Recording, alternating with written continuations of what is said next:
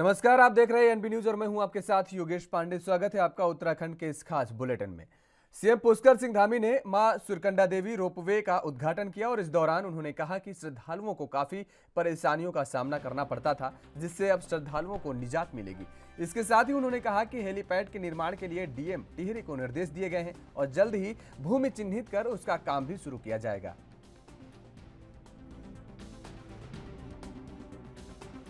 इस रोपवे के उद्घाटन से मां सुरकंडा मैया के दर्शन के लिए आने वाले श्रद्धालु पर्यटक उनको बहुत आसानी होगी। जिनको 2 घंटे लगभग यहाँ से पैदल चलना पड़ता था, जाने में असमर्थ थे, नहीं जा पाते थे, वो सब आसानी से जा पाएंगे। इससे हमारा एक ये महत्वपूर्ण योजना पूरी हुई है उत्तराखंड राज्य के लिहाज से, और पर्यटन के क्षेत्र में भी इससे जो है काफ़ी हमारा अच्छा वो इफेक्ट आगे आएगा। इस प्रकार की अन्य योजनाएं भी हैं, उनको भी हम पूरा करेंगे। हमारा उद्देश्य है हमारा धार्मिक पर्यटन बढ़े, हमारा पर्यटन बढ़े, साहसिक पर्यटन बढ़े, हर क्षेत्र में पर्यटन बढ़े। बहुत सारे लोग अब तक नहीं जा पाते थे, लेकिन इस सुविधा से अब लोग बहुत सारे लोग हाँ, जो बीमार हैं, जो वृद्ध हैं या शरीर से कमज़ोर हैं, जिनको चढ़ने में परेशानी होती थी, 2 घंटे का समय लगता था, अब 5 से 10 मिनट में वो यात्रा पूरी कर। और प्रदेश के कैबिनेट मंत्री डॉक्टर धन सिंह रावत ने यमकेश्वर विकासखंड के अंतर्गत महायोगी गुरु गोरखनाथ महाविद्यालय विथ्यानी में उत्तर प्रदेश के मुख्यमंत्री योगी आदित्यनाथ और प्रदेश के मुख्यमंत्री धामी के प्रस्तावित कार्यक्रम की तैयारियों के संबंध में बैठक ली। उन्होंने संबंधित अधिकारियों को समुचित व्यवस्था जल्द पूर्ण करने के निर्देश भी दिए। इस दौरान उन्होंने कहा कि आयोजित कार्यक्रम में लोगों के लिए बैठने की उचित व्यवस्था की जाए। उन्होंने महाविद्यालय के छात्राओं से मुलाकात कर पठन पाठन की जानकारी भी ली। बता दें कि आयोजित बैठक के बाद डॉक्टर धन सिंह रावत उत्तर प्रदेश के मुख्यमंत्री योगी के पैतृक गांव पंचूर पहुंचे। यमकेश्वर विधानसभा के अंतर्गत प्रस्तावित कार्यक्रम की तैयारियों को लेकर डॉक्टर धन सिंह रावत ने प्रस्तावित कार्यक्रम स्थल का निरीक्षण भी किया और निरीक्षण कर संबंधित अधिकारियों को आवश्यक दिशा निर्देश भी दिए। इस दौरान जिलाधिकारी पौड़ी डॉक्टर विजय कुमार जोगदंडे ने अधिशासी अभियंता ग्रामीण निर्माण कोटद्वार को निर्देशित किया कि प्रस्तावित कार्यक्रम के लिए सारा व्यवस्थाएं और सारी तैयारियां पूरी कर ली जाएं। युवा हिंदू सम्राट परम श्रद्धेय आदरणीय योगी आदित्यनाथ उत्तर प्रदेश के यशस्वी मुख्यमंत्री अपने मूल गांव यमकेश्वर के पंचूर पधार रहे हैं। वहीं अपने भाई द्वारा संचालित जो गुरुकुल विश्वविद्यालय पैठानी है, उसमें वहाँ अपने सभी कार्यकर्ताओं और क्षेत्रवासियों से मिलेंगे। सभी कार्यकर्ताओं में उत्साह है। भारतीय जनता पार्टी के कार्यकर्ताओं को तैयारियां लगातार उस क्षेत्र में भी चल रही है और पूरे उत्तराखंड और पौड़ी जिले के कार्यकर्ता वहां पहुंचेंगे।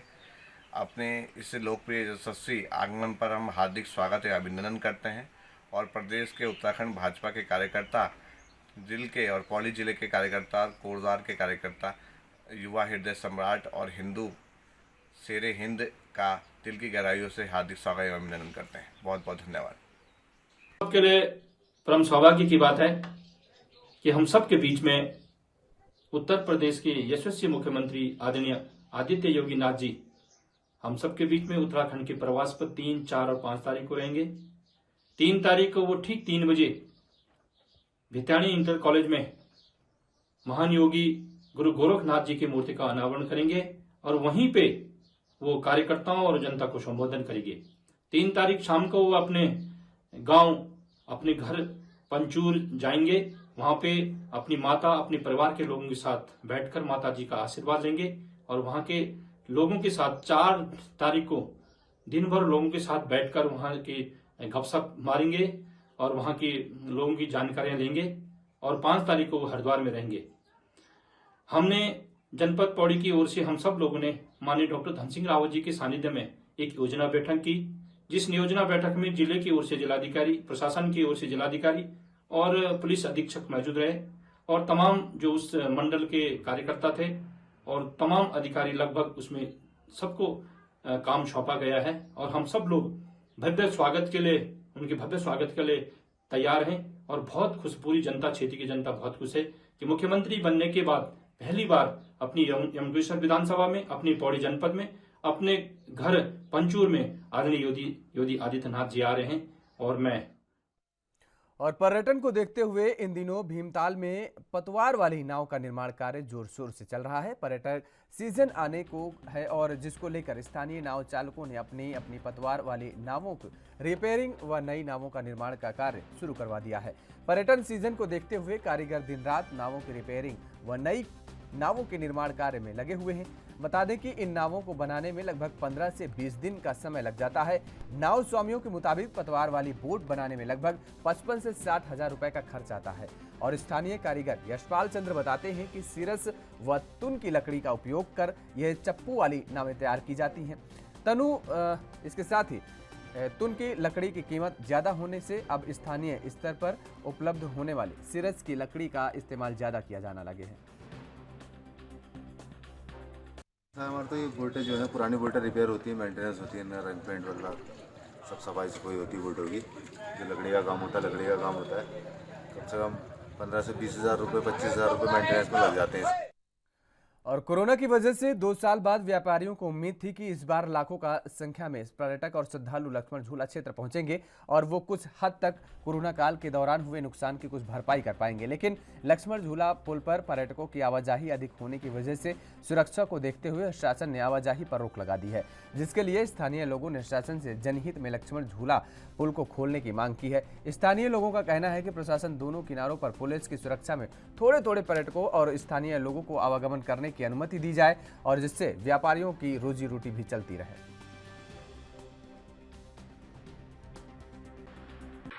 लक्ष्मण झूला पुल के साथ में एक बजरंग सेतु और बनाया जा रहा है। मैं ये समझता हूँ कि इस लक्ष्मण झूला पुल में अभी तक ऐसी कोई कमी नहीं है जो इसको बंद कर दिया जाए।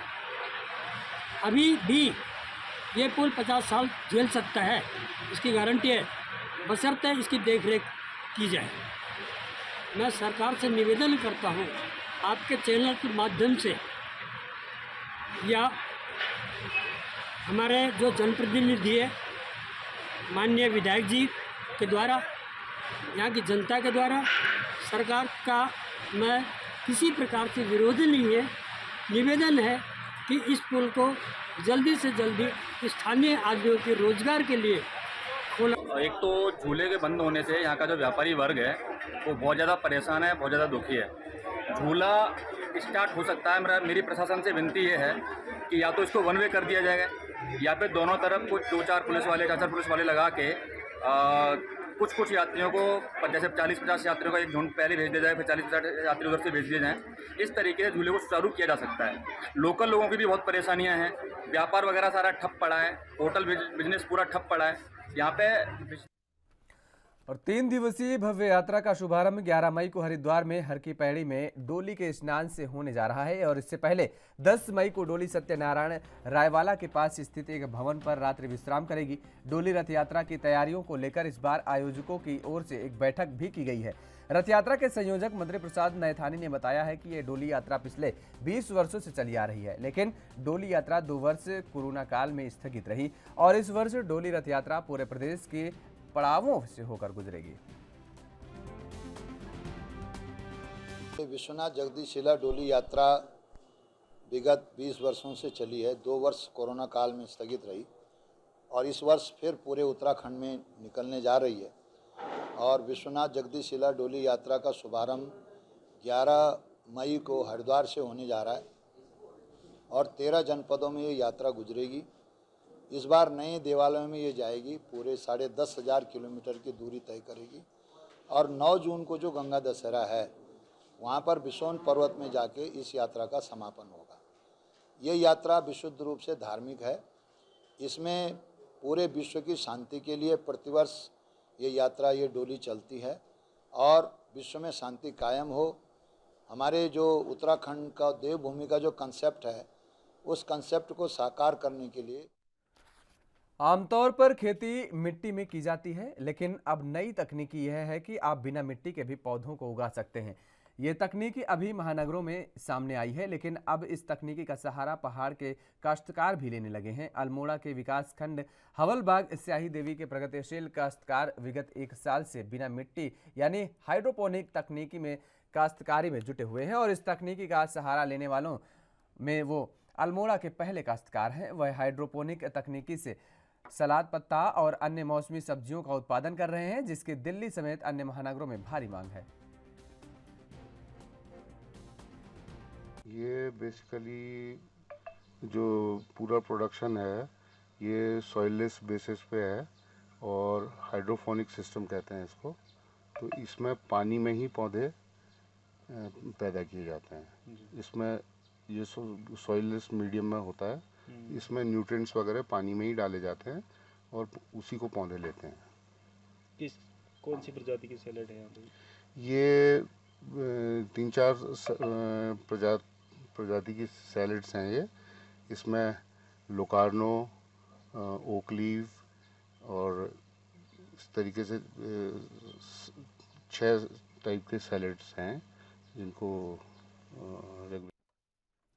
इन दिनों जनता पर चौतरफा महंगाई की मार पड़ रही है। पेट्रोल, डीजल से लेकर रसोई गैस सिलेंडर तक के दाम 7वें आसमान पर हैं और ऐसे में सब्जियों के दाम ने भी लोगों की चिंता बढ़ा दी है और इस समय महंगाई ने आम आदमी की कमर तोड़कर रख दी है।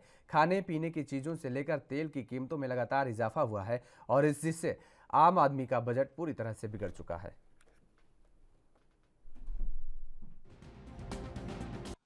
नींबू इस टाइम 300-400 रुपये किलो हो रहा है। 6,000 रुपये कट्टा रहा, कहाँ से लाए? 6,000 रुपये जमे भी नहीं है और लाएँ तो कैसे भेजे, किस भाव भेजे? घिरा के लूट रो, समझे नहीं? घिरा के लूट रो भाई, पैसे है नहीं, हम बेचते कहाँ से? टमाटर कल आया था 400 रुपये की रेट, 2 दिन में आज 1,000 रुपये 1,100 रुपये की रेट हो गया। क्या वजह मानते हैं? यही है, सरकार करा रही, जो करा रही है वो करा रहा है। सरकार का ये बस, वो चाहे तो मद्दा करवा दे, वो चाहे तो महंगा करवा दे। पेट्रोल देखिए सर कितना महंगा हो गया। सरकार को बिल्कुल रोक होनी चाहिए सरकार से हमारी गुजारिश है कि मद्दा करे सारा। बहुत मुश्किल हो गया भैया। टमाटर आज देखिए 60 रुपये किलो, 50 रुपये। आम नागरिक के लिए तो बहुत मुश्किल हो गया। जैसे हम लोग हैं, हम क्या कर सकते हैं? कुछ नहीं कर सकते हैं, खा रहे हैं ऐसे ही। दाल रोटी से गरीब पेट भरेगा कहते थे, अब दाल रोटी भी नहीं है भैया। घर में कमाने वाला व्यक्ति एक जना है जी। क्या है? तो कुछ नहीं भैया, कुछ नहीं है। क्या है? बढ़ती जा रही है। क्या देखो, आज टमाटर 60 हो गया, सब कुछ महंगाई दिन पर दिन बढ़ती जा रही। क्या है? गैस तो आप पूछो ही मत। गैस का तो जो थाली में जो सब्जी थी कितना कम हो गई है बनाने में? कम होगी, बिल्कुल ही कम होगी, खत्म ही समझो। अब 40 रुपये का टमाटर खाएगा तो क्या बचाएगा बताओ? 1,150 का सिलेंडर पहुंच गया। आदमी दाढ़ी 300 रुपये की हो रही है, या तो दाढ़ी बड़ी होती, दाढ़ी भी तो होनी चाहिए हिसाब से। आज कमाई है 18 खर्चा 2-5 करोड़ नोट, ये होना चाहिए ना। कितना मुश्किल हो गया आजकल के समय में जीना आदमी तो जहर खाने के लिए पैसे नहीं हो रहे लोगों के पास, तो इतना जीना मुश्किल हो गया है। अच्छा, बीजेपी की सरकार है उत्तराखंड में, देश में, क्या कहना चाहेंगे सरकार से? क्योंकि दोबारा मौका दिया आप लोगों ने, दोबारा मौका देके सुधर जाएगी करके। अब तो भगवान जाने आगे क्या होता है। बहुत मुश्किल हो रहा है। जिस हिसाब से महंगाई बढ़ रही है ना, तो मुझे तो लगता है कि खाने का जो है ना, वो हम एक ही टाइम खा पाएंगे। अगर ऐसी महंगाई बढ़ती रही तो हम 2 टाइम खाना भी नहीं खा पाएंगे, क्योंकि जो सब्जी पहले 10 रुपये या 20 रुपये थी, वो इस टाइम 40, 50 या 60 के ऊपर जाते हो सकता है अभी आने वाले टाइम में उससे भी ऊपर है। किस तरीके से घर चला रहे हैं फिर आप लोग? कैसे अब हमें बजट मैनेज करने में काफ़ी कुछ दिक्कतों का सामना करना पड़ रहा है, क्योंकि इनकम तो वही है लेकिन महंगाई। आम आदमी पार्टी का प्रदेश अध्यक्ष बनने के बाद प्रथम बार देहरादून से चलकर अपने गृह नगर काशीपुर पहुंचे दीपक बाली का आज यहां क्षेत्र की जनता और कार्यकर्ताओं ने कई स्थानों पर जोरदार भव्य स्वागत किया। दीपक बाली ने कहा कि वे शीघ्र ही प्रदेश कार्यकारिणी का गठन कर सभी कार्यकर्ताओं को जिम्मेदारी सौंपेंगे। उन्होंने कहा कि प्रदेश की जनता ने भले ही हमें जनादेश नहीं दिया, मगर प्यार बहुत दिया है और उसी प्यार का परिणाम है कि चुनाव में जीत न मिलने के बावजूद प्रदेश भर में आप कार्यकर्ताओं के उत्साह में कहीं कोई कमी नहीं आई है। उन्होंने कहा कि पार्टी नगर निकाय चुनाव में बेहतर ढंग से चुनाव लड़ेगी और जीत का शानदार इतिहास रचेगी। 6 से 7 दिन के अंदर स्टेट कमेटी का गठन करने जा रहे हैं। तो हम अपने प्रदेश के पदाधिकारी बनाने के बाद वो लोग फिर प्रभार के साथ जिलों भर में उतरेंगे और जाकर अगला जो लक्ष्य है हमारा कि जल्द से जल्द पूरे प्रदेश के अंदर संगठन निर्माण, उसी के ऊपर लगेंगे। एक एक कार्यकर्ता जो आम आदमी पार्टी का है उससे उसकी जिम्मेदारियों को पूछते हुए और जो वो जितना समय दे सकता है उसके हिसाब से आम आदमी पार्टी के संगठन में उसे शामिल किया जाएगा और संगठन के साथ हम 2023 के चुनाव की तैयारी करेंगे। सर, चुनाव को लेकर जैसे चंपावत में उपचुनाव थे, उसके लिए क्या तैयारी है और किस तरीके का? 6 से 7 दिन के अंदर जैसे ही हम अपने स्टेट कमेटी का गठन करते हैं उसी दिन गंगोत्री धाम के कपाट 3 मई को खुल रहे हैं, जिसकी तैयारियां जोर शोर से चल रही हैं। आपको बता दें कि मां गंगा के मायके मुखी मठ में अपने दर्शन किए जाते हैं और जिसको लेकर तैयारियां जोरों पर हैं। तीर्थ पुरोहित रावल हरीश सेमवाल ने बताया कि 6 महीने के प्रवास पर जब शीतकाल के लिए गंगोत्री धाम के कपाट बंद हो जाते हैं तो उसके बाद गंगा जी यहां प्रस्थान करती हैं। मां गंगा का मायका है और 6 महीने के प्रवास पे जब शीतकाल के लिए गंगोत्री धाम में मां गंगा के कपाट बंद हो जाते हैं, तदोपरांत अन्नकूट के महापर्व पर वहां से गंगा जी यहाँ के लिए प्रस्थान करती है। पूरे 6 महीने हमारी जो है इसका भी जो स्कंद पुराण में उतना ही हमारा महत्व दिखाया गया है और पुजारी लोग यहाँ पे पूजा अर्चना करते हैं। आप जितने भी आगंतुक अखिल देश के अखिल विदेश के जो मां गंगा के दर्शन सर्दियों में यानी शीतकाल में करना चाहते हैं वो इस स्थान पर आ सकते हैं। इस पर माननीय पर्यटन मंत्री सतपाल महाराज जी का आगमन होना था, लेकिन अपरिहार्य कारणों से वो नहीं आ पाए। आज यहाँ आने का सौभाग्य प्राप्त हुआ है और 3 मई अक्षय तृतीया के अवसर पर मां गंगा के कपाट गंगोत्री धाम में खुलने जा रहे हैं और 4 धाम यात्रा भी आरंभ होने जा रही है। इसी की कड़ी में आज यहाँ पर पूरा प्रशासन, जिलाधिकारी महोदय, माननीय विधायक जी भी आए हैं और यात्रा व्यवस्थाओं का जायजा लेने के लिए यहाँ पे आए हैं और प्रशासन की पूरी तैयारी है यात्रा व्यवस्था को लेकर के। हमने आज देखा कि जगह जगह पर प्रशासन ने पूरी मुस्तैदी के साथ तैयारी की है और जिस तरह से कि उम्मीद है कि इस वर्ष यात्रा भारी तादाद में चलेगी और क्योंकि सभी होटल्स ऑनलाइन बुकिंग सबकी हो रखी है तो बहुत अच्छा इस समय हमारे लोग अनुभूत कर रहे हैं कि इस समय की यात्रा से जो है यहाँ पे अच्छा होगा और प्रशासन की भी यात्रा व्यवस्था को लेकर के पूरी तैयारी है और जिस तरीके से माननीय मुख्यमंत्री जी ने निर्देश दिए हैं कि चाक चौबंद यहाँ पे सभी तैयारियां पूरी की जाए और 4 धाम यात्रा प्रारंभ होने से पूर्व जिलाधिकारी ने भी निरीक्षण कर लिया है और आप देखेंगे कि इस बार की यात्रा बहुत अच्छी तरीके से होने जा रही है और मेरा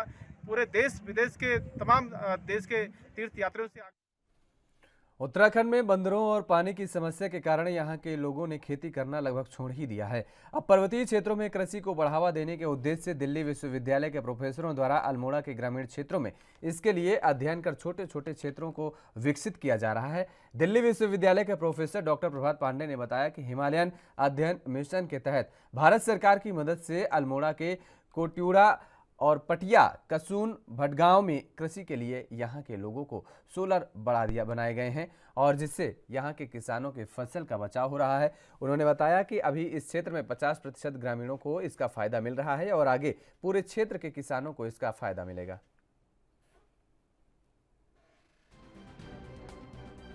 चीज़ हमारा ध्यान गया कि यहाँ खेती जो है फैलो लैंड्स बहुत बची, यहाँ खेती लोग नहीं कर रहे हैं या कर रहे हैं तो बहुत ट्रेडिशनल मेथड से कर रहे हैं, जिसमें कि उतनी पैदावार होती है कि जितनी कि वो जस्ट एक खेती है, खेती करके कर दे रहे हैं। कोई उद्देश्य नहीं है उससे कुछ भी ज़्यादा प्राप्त करने का या लाभ प्राप्त करने का, जबकि आज के समय में लोग छोटे छोटे खेतों पे ऐसी खेती कर रहे हैं जिससे कि एक आप कह सकते हैं इसको अच्छा पैसा कमाया जा सके, क्योंकि पैसे की आवश्यकता यहाँ है। जो यहाँ ठीक है, यहाँ आपूर्ति बाकी अन्न धन योजना या उससे हो जा रही है, बीपीएल से हो जा रही है, पर उसके ऊपर कैश नहीं होता लोगों के पास, तो कुल मिला के बड़ा गरीब क्षेत्र माना जाता है। तो हमने कुछ चीज़ों को जोड़ा और जोड़ के पाया कि नहीं, यहाँ कुछ क्षेत्रों में यहाँ का विकास संभव है अगर हम कुछ एक मॉडल डेवलप करें। लोगों को हमने समूह करके यहाँ समूह बनाए और खेती के नए तरीके बताए और उनको सोलर बाड़ा दिया, प्रोजेक्ट की तरह सोलर बाड़ा दिया, जिससे कि उनकी खेती में काफ़ी उन्नति हुई और जो बैरन लैंड पड़ी थी, बंजर भूमि पड़ी थी, उसको हमने ट्रैक्टर हैंड हेल्ड ट्रैक्टर्स दिए, क्योंकि अब जो भूमि को उपजाऊ बनाने के लिए उसको खोदना ज़्यादा ज़रूरी होता है, जो हाथ की उससे नहीं होता है। तो जब हमने इनको ट्रैक्टर दिए, सारी ये 4 क्षेत्र हमने लिए, कट्यूड़ा, पाटिया, कसोन और भटगांव। हल्द्वानी में बीती रात हनुमान चालीसा पढ़कर लौट रहे बजरंग दल कार्यकर्ताओं पर विशेष समुदाय के लोगों ने पथराव कर दिया और जिसके बाद जमकर मारपीट भी हुई और मामला जब थाने में पहुंचा तो उस समय भी जमकर हंगामा हुआ। पूरे मामले में 2 आरोपियों को भीड़ ने थाने में दबोच लिया, जबकि एक घटना स्थल पर ही धर लिया गया। जानकारी पर मेयर जोगेंद्र रौतेला भी रात थाने पहुंच गए। शीश महल क्षेत्र के निवासी बजरंग दल कार्यकर्ता रक्षित देव और मानस काठगोदाम स्थित हनुमानगढ़ी मंदिर से हनुमान चालीसा पाठ करके लौट रहे थे। शीश महल गेट पर 4 से 5 बाइकों पर सवार लोगों ने बजरंग दल के कार्यकर्ताओं पर हमला कर दिया। शोर सुन दौड़े बस्ती के लोग ने 3 आरोपियों को दबोच लिया। एक आरोपियों को दुकान में बंद कर दिया गया और जिसके बाद गुस्साई भीड़ थाने में जमा हो गई। मामले में बारीकी से काम कर रही पुलिस ने अभी तक 10 लोगों की गिरफ्तारी कर ली है। अन्य लोगों की गिरफ्तारी के लिए पुलिस द्वारा लगातार प्रयास जारी है।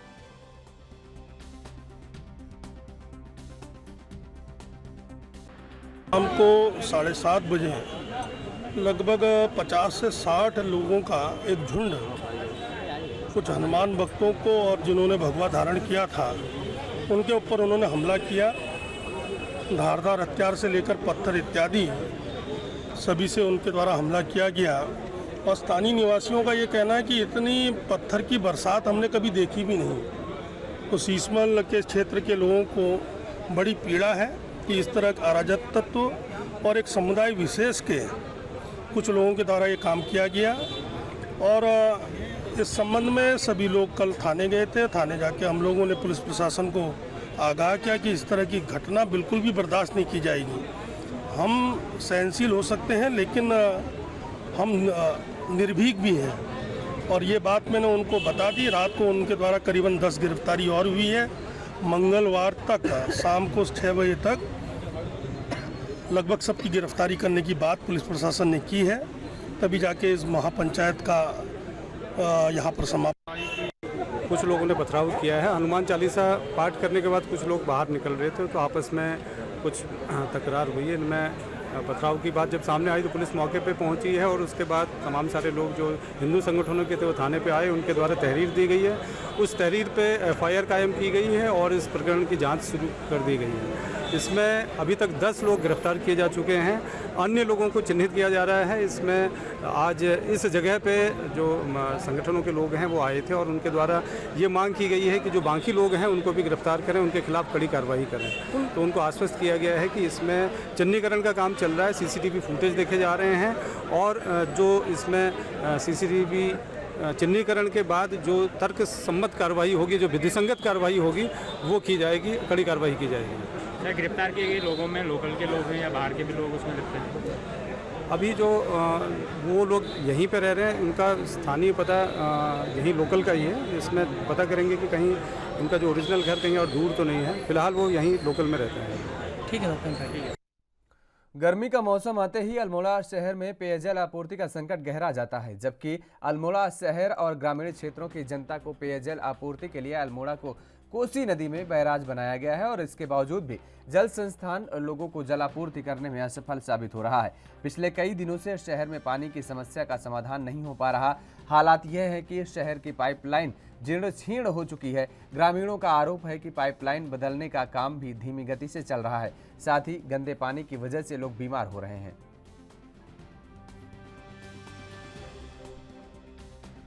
कनेक्शन हमको नाले में सड़े हुए मिले, जिनको हमने ठीक कर दिया था। बाकी उपभोक्ताओं को सुचारू रूप से पानी मिल गया था। दोबारा फिर एक बार फिर शिकायत जैसी आई तो हमने काम शुरू कर दिया। 50 साल पुरानी CI की लाइन है, कहीं ना कहीं अंदर लीकेज हो गई है, जिसको हम अब पूर्ण तरफ बदल रहे हैं। क्या नाम है? मंगलौर कोतवाली क्षेत्र के हरचंदपुर निवासी धर्मेंद्र नाम का युवक उस समय अचानक गायब हो गया जब वो रुड़की रोडवेज में अपनी ड्यूटी पूरी कर घर लौट रहा था। लेकिन रास्ते में ही वह संदिग्ध परिस्थितियों में गायब हो गया। परिजनों ने पूरी रात इंतजार किया। जब वो घर नहीं पहुंचा तो पुलिस को सूचना दी गई, जिसके बाद पुलिस जानकारी में पता चला कि लिबर हेडी गंगनहर के पुल के पास एक मोटरसाइकिल मिली है। जब पुलिस और परिजनों ने दुर्घटना की आशंका को देखते हुए गंगनहर में तलाश किया तो उसके बाद भी युवक का कुछ पता नहीं चल सका। फिलहाल पुलिस युवक की तलाश में जुटी है। परिजनों ने जो यहाँ गुमशुदगी अंकित कराई है उसमें उन्होंने कहा है कि अब हरिद्वार डिपो में से वो अपना घर गांव हरचंदपुर आ रहे थे। उनकी बाइक जो है नहर पटरी पर मिली है, उसके बाद से उनका पता नहीं चला। लेकिन हम जो संभावित जो उसमें उनकी गुमशुदगी दर्ज की गई है और जो भी संभावित स्थान है उनके मोबाइल की CTR, वहाँ पर नहर भी है जहाँ पर मोटरसाइकिल मिली है। तो नहर में भी हमने अपनी रेस्क्यू टीम्स को बुलाकर उसमें कार्रवाई करा रहे हैं, तलाश करने। जिलाधिकारी युगल किशोर पंत ने अपने लिखित विज्ञप्ति के माध्यम से जिले के सभी आपूर्ति निरीक्षक कार्यालयों के अपात्र श्रेणी वाले BPL और अंत्योदय कार्ड धारकों को अपने संबोधन में कहा है कि शीघ्र ही अपात्र कार्ड धारक अपना पूरा ब्यौरा दे और आपूर्ति कार्यालय में दर्ज करा दें, वरना सर्वेक्षण के दौरान किसी भी अपात्र व्यक्ति को बख्शा नहीं जाएगा। जसपुर के आपूर्ति निरीक्षक विनोद तिवारी ने जिलाधिकारी के पत्र का हवाला देते हुए बताया कि अपात्र राशन कार्ड धारकों से कहा गया है कि अगर सर्वे के दौरान या किसी शिकायत के दौरान कोई मामला संज्ञान में आता है तो कठोर कार्रवाई की जाएगी।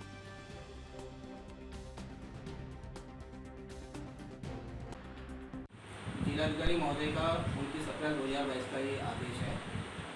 इसमें समस्त वे कार्ड धारक जो राष्ट्रीय खाद्य सुरक्षा योजना के अंतर्गत सफ़ेद या लाल कार्ड अर्थात PHH या अंत्योदय अन्य योजना के अंतर्गत आच्छादित हैं और वे यदि इस श्रेणी में नहीं आते हैं तो उन्हें अपना कार्ड हमारे कार्यालय क्षेत्रीय खाद्य अधिकारी कार्यालय जसपुर में समर्पित करना होगा। अगर वे समर्पित नहीं करते हैं और जांच में उनके पास अपात्र होने का कोई भी साक्ष्य पकड़ में आता है तो उनके खिलाफ जो राष्ट्रीय खाद्य सुरक्षा अधिनियम 2013 है और आवश्यक वस्तु अधिनियम जो है उन दोनों के तहत कार्रवाई अमल में लाई जाएगी। लोगों का जो जिद्दीकरण है वो तो निरंतर जारी रहेगा। पौड़ी जिले के बिलकेदार पौड़ी रोड की हालत खस्ताहाल हो गई है। यहाँ सड़क पर गड्ढे हो गए हैं। सड़क पर बने बड़े बड़े गड्ढे हादसों को न्योता दे रहे हैं। इन गड्ढों में अक्सर वाहन चालक और पैदल चलने वाले हादसे का शिकार हो जाते हैं, जिससे लोगों की परेशानियां बढ़ने लगती हैं। और ऐसे में स्थानीय लोगों का कहना है कि इस मार्ग से रेलवे विभाग के बड़े बड़े ट्रक और हैवी मशीनें जाती हैं। जिलाधिकारी डॉक्टर विजय जोगदंडे का कहना है कि उन्होंने रेलवे को आदेशित किया जाएगा कि सड़क को ठीक किया जाए। इसके साथ ही अगर सड़क से धूल उड़ती है तो वहां पानी के टैंकरों से छिड़काव करने को भी कहा जाएगा।